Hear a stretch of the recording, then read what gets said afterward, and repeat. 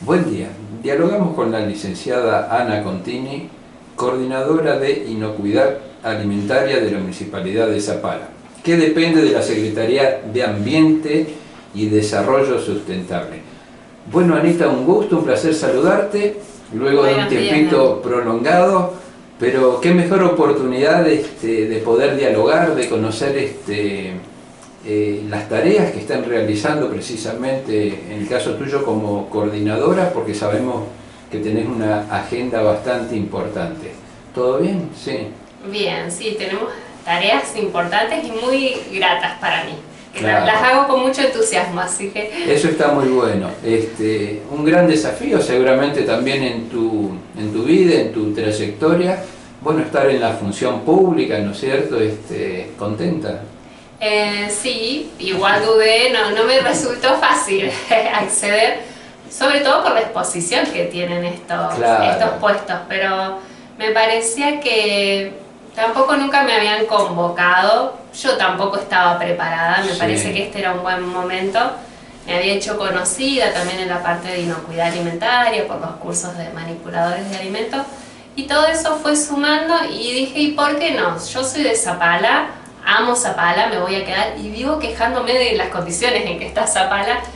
Y digo, me están llamando a participar, entonces basta de queja y a ponerse a mover algunas cosas que yo quería cambiar y desde afuera sentía que no podía. Claro. Esperaba que lo haga otro. Y digo, bueno, llegó el momento de hacerlo yo. Vamos a ver qué se puede, porque también estando dentro de la municipalidad me doy cuenta que quizás he sido injusta con aquellos que critiqué, que estando dentro no es tan fácil y que hay obstáculos y que hay tiempos que a veces no son los tiempos a los que yo estaba acostumbrada en la parte privada. Seguramente. Qué interesante lo que planteas, la verdad que para reflexionar. Anita, comentame, principalmente a la audiencia, ¿qué significa inocuidad alimentaria? Si podés ampliar. Inocuidad alimentaria también se utiliza como sinónimo seguridad alimentaria.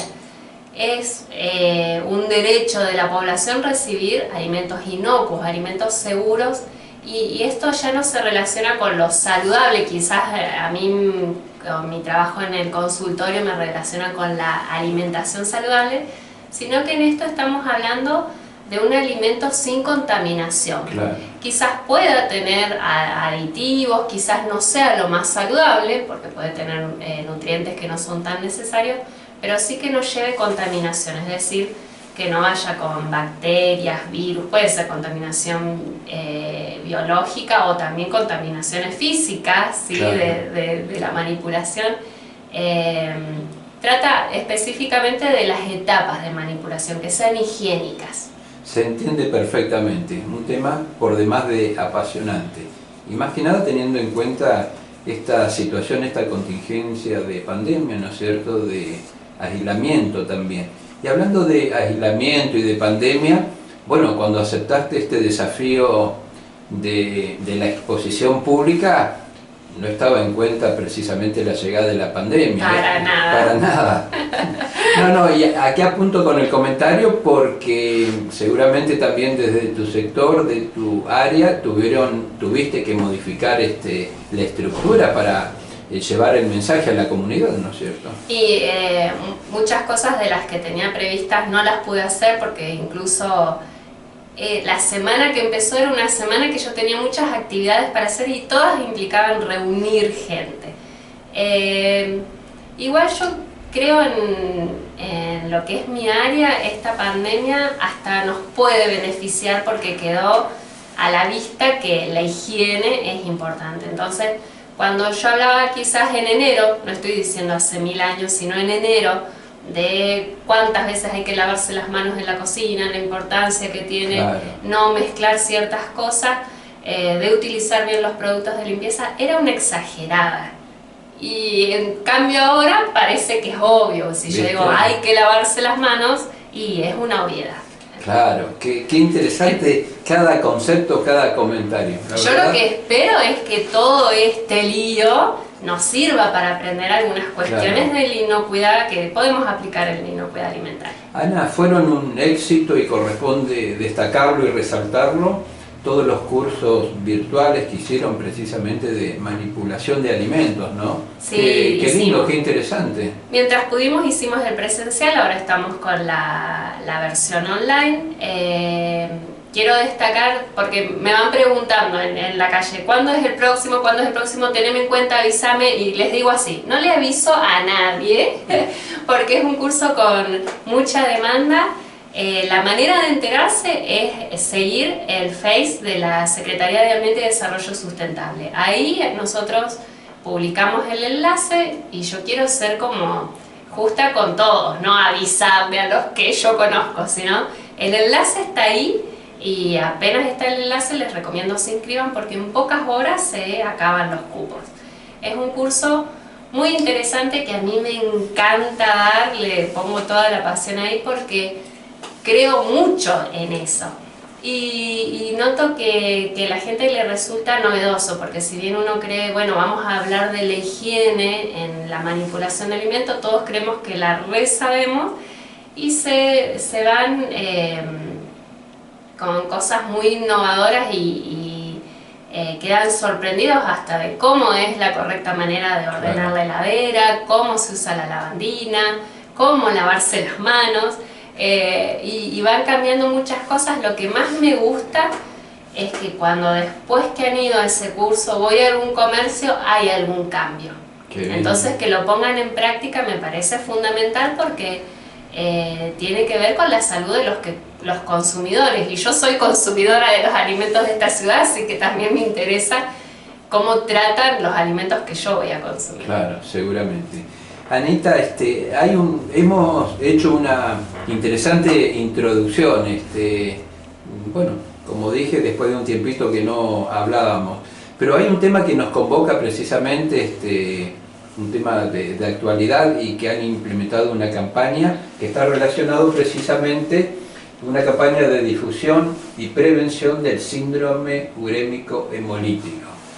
Bueno, mucho se ha dicho al respecto. ¿Cómo estás trabajando al respecto? Mira, te cuento que por ley nacional el día 19 de agosto es el día del síndrome urémico. ¿Por qué se hacen estas campañas? ¿Por qué se pone un día? Viste que está la semana de la lactancia, sí, fue hace poco, o del celíaco, para que se hable del tema y que la población se ponga al tanto. El del síndrome urémico es el 19 de agosto, pero se invita a las entidades públicas y privadas a trabajarlo durante el mes de agosto. A nosotros nos interesaba trabajarlo, pero sobre todo en la ciudad de Zapala, teniendo en cuenta lo que sabe la ciudadanía. Entonces hicimos una pequeña encuesta que estaba el enlace a disposición de la población. Me dejó muy contenta porque la tuvimos pocos días habilitada y participaron casi 300 personas. Qué bien, la verdad que es fantástico porque si bien era una encuesta pequeña, sencilla, implicaba un tiempito de ponerse a escribir y cosas que quizás uno no son las que más lo motivan. Pero un muy buen número, Anita. Sí, re interesante. Y la verdad que fueron más que interesantes los resultados. Te quiero contar algunas cosas, algunos porcentajes. La mayoría de la gente le preguntábamos si habían escuchado hablar de esta enfermedad y el 91% decía que sí. Si les parecía que era una enfermedad grave, más del 90% decía que sí. ¿Por qué es grave? Ahí ya entraban a dudar. Y me llamó la atención, y te lo digo a vos porque a vos te va a interesar este dato, que una de las cosas que preguntábamos era cómo se habían enterado de la enfermedad. Y en primer lugar, con el 35%, estaba la radio y la televisión. Mirá. Después seguía más lejos, un 27%, lo que son entidades educativas y de salud, y más atrás lo que es la web, o bueno, lo que es persona a persona. Pero fíjate qué importante esto de la difusión en los medios, como que la gente se había enterado más por los medios que por la escuela o por la salita de salud. Así que los quiero seguir invitando a los medios a que participen y por este espacio también te agradezco un montón porque es acá donde la gente se está enterando. No, corresponde como medio de difusión estar atento a estos temas. Y bueno, y seguramente después que la comunidad de Zapala observe esta entrevista, ya van a decir que por el 95% se enteraron. Por supuesto, claro. No cabe duda. Ahora lo que te quiero contar, lo que me resultó más curioso de esta encuesta era que les decíamos que nombren, no había opciones, sino que nombren medidas para prevenirla. ¿Y con qué lo relacionaban? Que seguramente mientras nos están escuchando ya están pensando la mayoría. Lo voy a leer. Fíjate que de las 278 respuestas, 276 decían que lo relacionaban con la carne picada o mal cocida. Así es. Y que es correcto, están bien rumbeados, digamos, porque se da con frecuencia con la carne picada, pero lo relacionan sobre todo con las hamburguesas, claro, y no con otras preparaciones que tienen carne picada. Estamos hablando de las empanadas, que quizás son hasta más consumidas que las hamburguesas aquí en Zapala, o de un pastel de papa. Sí, sí. Pero en lo que, si bien dije, bueno, sabe, la población de Zapala sabe, en lo que me quedé un poco disconforme, y es en donde a mí me va a tocar trabajar, es que, por ejemplo, después de la carne picada, la otra medida que nombraron era el lavado de manos.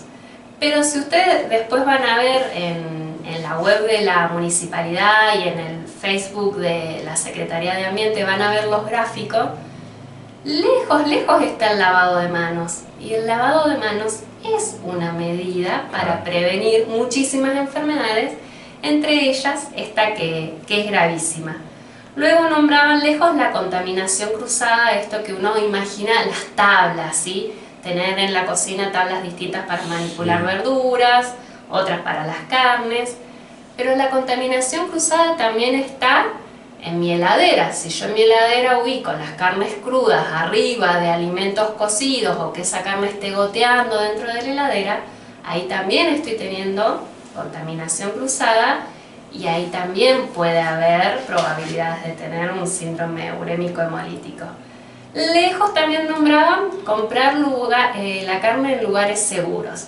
Y eso me parece que hoy como consumidor debería ser uno de los primeros. Nosotros tenemos que evaluar a nuestro proveedor. Yo cuando entro a la carnicería ya tengo que estar viendo, sintiendo olores, qué se ve en las heladeras, la limpieza. Y sobre todo si tengo niños chicos, no estar comprando en lugares que no están habilitados. Por ejemplo, la compra en las redes sociales, que se está dando tanto en Zapala, y que con justificación se quejan los comerciantes, y donde los consumidores estamos siendo bastante irresponsables. Y una medida que no nombró nadie, quedó en cero, es el tema del clorado de las piscinas, de las piletas que usamos en verano.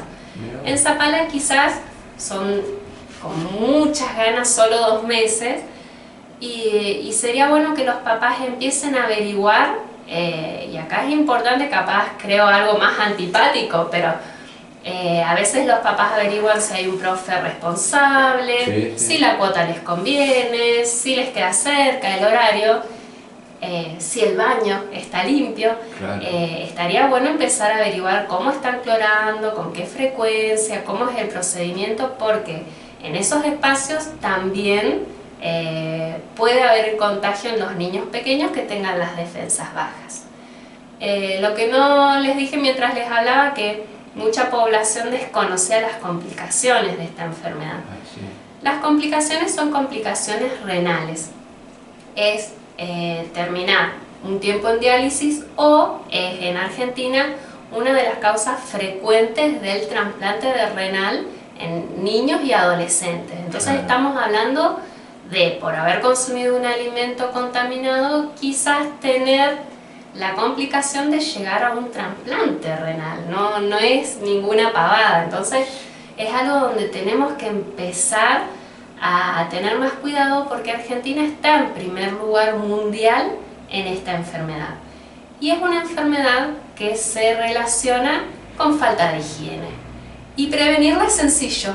Prevenirla es sencillo. Una enfermedad que es muy grave nos está pidiendo limpieza. Seguramente. Entonces me parece importante tener en cuenta todas las medidas. El lavado de frutas y verduras, consumir solamente leche pasteurizada y no la leche cruda, recién ordeñada, sin ningún proceso térmico. Son también medidas de prevención. no, por demás de interesante, es apasionante, diría, claro todo lo que sí. vas mencionando. Anita, te voy a hacer 2 o 3 preguntas desde el desconocimiento, en base a esto que terminás de aportar. Y ¿hay determinada edad o a los niños afecta más? Algo que siempre se ha comentado. Sí. Generalmente es una enfermedad que se relaciona con niños menores a 5 años, ¿sí? Como que es el grupo de riesgo. Entonces con ellos es cuando más tenemos que tener cuidado. Me gustaría contarte, me tocó hacer una entrevista que también va a estar disponible en nuestro Face. Te vuelvo a repetir, en el Facebook de la Secretaría de Ambiente y Desarrollo Sustentable van a haber una serie de entrevistas que me parecen muy interesantes que la población de Zapala las conozca. Está la de una doctora que nos cuenta los síntomas, las complicaciones, esto que les fui contando, y también el de veterinarias del matadero municipal, porque me parece que es importante que la población conozca qué se hace en el matadero para prevenir y por qué a veces una carne que viene de un matadero, de un establecimiento controlado, puede ser un poquito más cara. Es que nosotros estamos pagando personal, análisis, un establecimiento seguro, traslado en temperatura segura. Por eso también hay la diferencia de precio. En esta diferencia de precio yo estoy pagando salud. Y entre esas entrevistas está también la de una mamá. Giselle se llama la mamá, es mamá de una nena de 3 años que en este verano tuvo síndrome urémico y estuvo un tiempito en diálisis. Hoy esa nena está bien, está saludable, juega, podemos contar la parte linda, pero sí tiene que hacer una dieta baja en sodio. ¿Qué significó esto para la familia?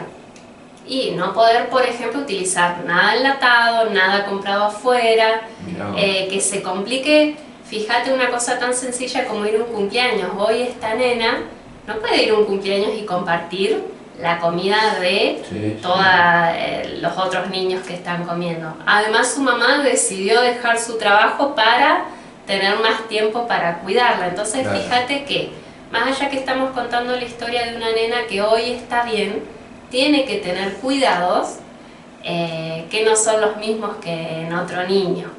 Seguramente. Anita, permíteme hacerte 2 consultas, no como entrevistador, sino como vecino de la comunidad. ¿El cuidado se centra en la carne picada únicamente? ¿Se entiende la pregunta? ¿No en otro corte de carne?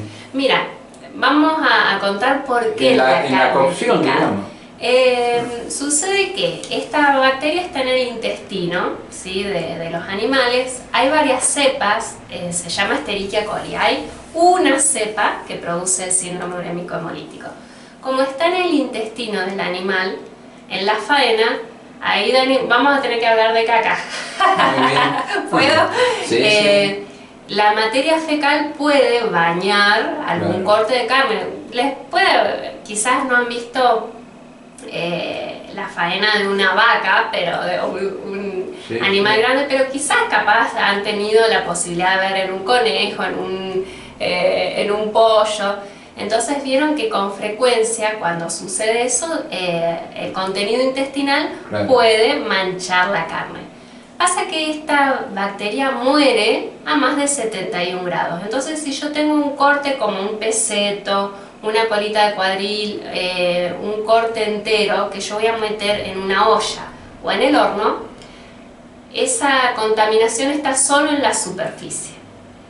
Entonces rápidamente la temperatura va a llegar a matar esas bacterias.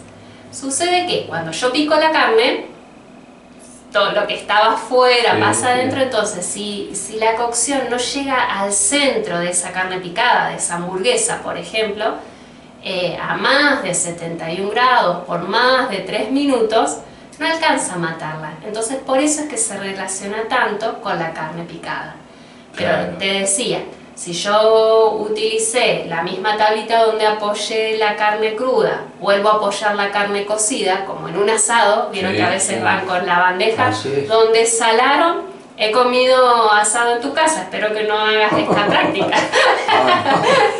Antes de poner la carne cocida tengo que lavar esa bandeja o cambiarla. O si por ejemplo estuve tocando la carne que estaba contaminada y de ahí me voy a preparar la ensalada, puedo contaminar la ensalada por contaminación cruzada. Anita, ¿y cuál es tu opinión como profesional y como nutricionista también, y que también involucra este tema? Te lo consulto desde el desconocimiento. Yo en el caso mío me gusta ver los programas de cocina, de los chefs, y puedo observar que renombrados cocineros, chefs, cada vez que la carne la cocinan menos. Uno ve la imagen y es como que está un poco cruda. ¿Eso está bueno? Bueno, esa es la pelea entre los que hacemos inocuidad alimentaria y los de gastronomía. Sucede lo siguiente: si fuera este corte entero, yo te decía, las bacterias que están afuera no hay peligro con la parte de superficie, porque la superficie sí llegó a más temperatura. Yo considero que no es seguro en nuestro país estar consumiendo esas carnes mal cocidas, porque la trazabilidad de los productos, el control en todas las etapas, a veces no es el más riguroso. Por supuesto que por lo menos no aconsejo, y eso sí es rotundo, darle esos cortes poco cocidos a niños, a los grupos de riesgo: ancianos, embarazadas, alguien que por algún motivo de salud tiene sus defensas bajas. Yo en los cursos de manipulación les voy contando los riesgos que tiene de comer estas carnes poco cocidas. Le digo, lo importante es saber, y después uno decide que si lo consume o no. Yo recomiendo que no.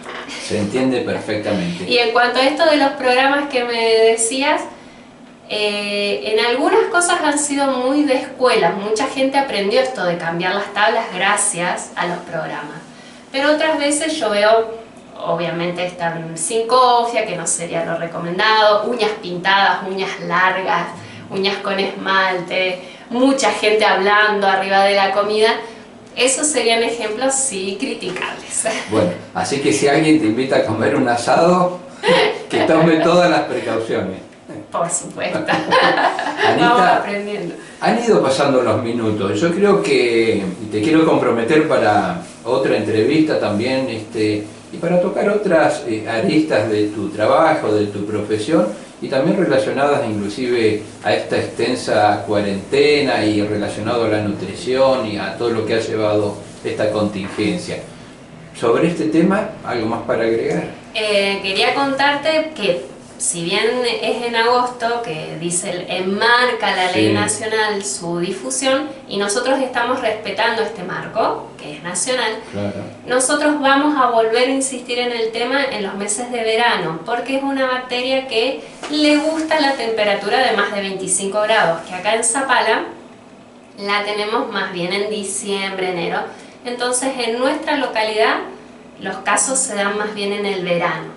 Entonces ustedes van a decir, ¿otra vez viene Ana con el síndrome urémico hemolítico? Sí, en el verano otra vez, porque el interés es que no haya niños de Zapala que padezcan esta enfermedad. No, se entiende perfectamente, y la verdad que los consejos y las recomendaciones que brindaste, excelente, ¿no? Para tener en cuenta, y también para preocuparse, para modificar algunas conductas, ¿no? Sobre todo ocuparse, ¿sí? Sabemos, es grave y sabemos que está en nuestras manos controlar. Bueno, y que la comunidad se acostumbre, muchos ya lo hacen, a visitar vuestro Facebook, ¿no es cierto? Donde está toda la información. Exactamente, está también. Toda la información. No te conté que también hay muchos docentes participando en esto.